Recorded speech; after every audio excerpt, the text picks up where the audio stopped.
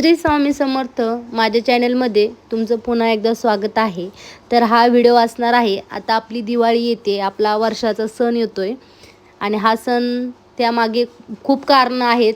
कोणी सांगतं की रामाचं आगमन वगैरे किंवा भरपूर वेगवेगळे असतील व्हिडिओ आलेले.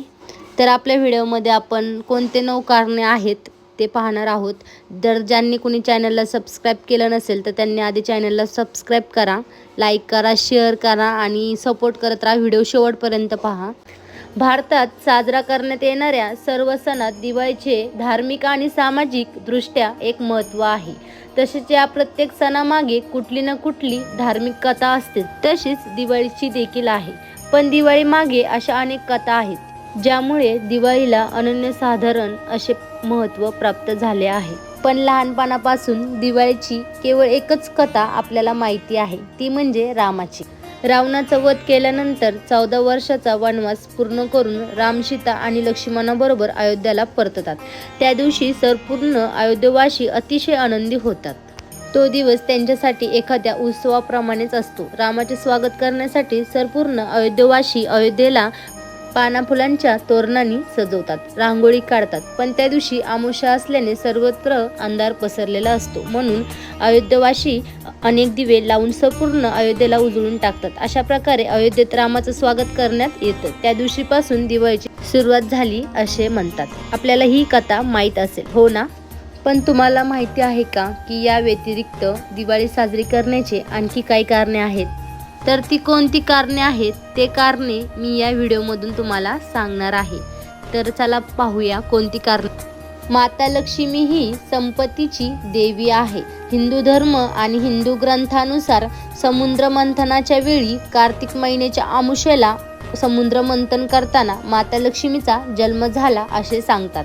म्हणूनच देवी लक्ष्मीचा जन्मदिवस दिवाळीच्या दिवशी साजरा केला जातो आणि तिची पूजा मनोभावे केली जाते. या दिवशी भगवान विष्णूने वामन अवतार धारण करून देवी लक्ष्मीला बळीराजाच्या बंदिवासातून सोडवले होते, म्हणून या दिवशी दिवाळी साजरी केली जाते असेही म्हणतात. हे देखील एक कारण आहे दिवाळी साजरी करण्यामागचं. तर पुढचं कारण पाहूया. पौराणिक कथानुसार नरकासुराने 1600 महिलांना कैदी बनवून ठेवले होते. तसेच त्याने रयतेवरही अनेक अत्याचार केले, देवी देवतांचाही छळ केला. तेव्हा कृष्णाने त्या अत्याचारदृष्ट नरकासुराचा वध करून त्या महिलांना त्यांच्या कैदेतून सोडवले. कृष्णाने कार्तिक चतुर्थीला नरकासुराचा वध केला होता, म्हणून त्या दिवशी नरक चतुर्थी साजरी करतात. तसेच नरकासुर वधानंतर देखील लोकांनी कार्तिक अमावस्येला दिवे लावून आनंद साजरा केला होता. दिवाळी साजरी करण्यामागे हे देखील एक कारण सांगितले जाते. कार्तिक अमावस्येच्या दिवशी पांडव 12 दिवसाच्या वनवासातून परतले होते. तेव्हा हस्तिनापूर येथील प्रजेने दिवे लावून त्यांचं स्वागत केलं होतं. ही देखील दिवाळी साजरी करण्यामागचं कारण आहे. पौराणिक मान्यतानुसार दिवाळीच्या दिवशी समुद्र मंथनातून देवी लक्ष्मी प्रकट झाली होती. दूधसागर, ज्याला केशर सागर म्हणून ओळखले जाते, यातूनच आजच्याच दिवशी देवी लक्ष्मी आणि कुबेर प्रकटले. यावेळी देवी लक्ष्मीने संपूर्ण जगातील प्राण्यांना सुख समृद्धीचे वरदान दिले. हे देखील दिवाळी साजरी करण्यामागचं कारण आहे.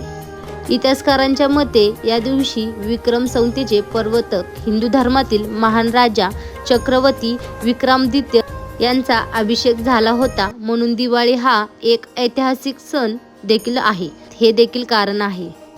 दिवाळी ही केवळ हिंदू धर्मासाठीच नाही तर जैन धर्मासाठीही महत्त्वाची आहे.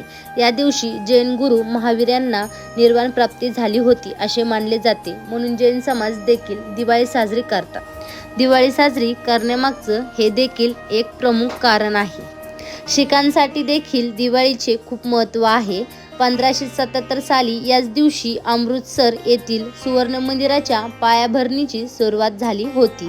याशिवाय 1618 मध्ये दिवाळीच्याच दिवशी शीखांचे 6वे गुरु हरगोविंद सिंह यांची बादशाह जहांगीर यांच्या कैदेतून सुटका झाली होती, म्हणून दिवाळी साजरी करतात. हे देखील एक मुख्य कारण आहे. राक्षसांचा वध केल्यानंतर देखील देवी महाकाली यांचा क्रोध कमी होत नव्हता.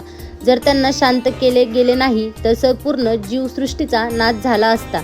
तेव्हा महाकालीला शांत करण्यासाठी महादेव स्वतः त्यांच्या पायाशी आले.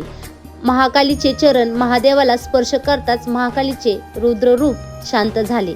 यांच्या समर्थात या दिवशी देवीच्या शांत रूपाची म्हणजे देवी लक्ष्मीची पूजा केली जाते.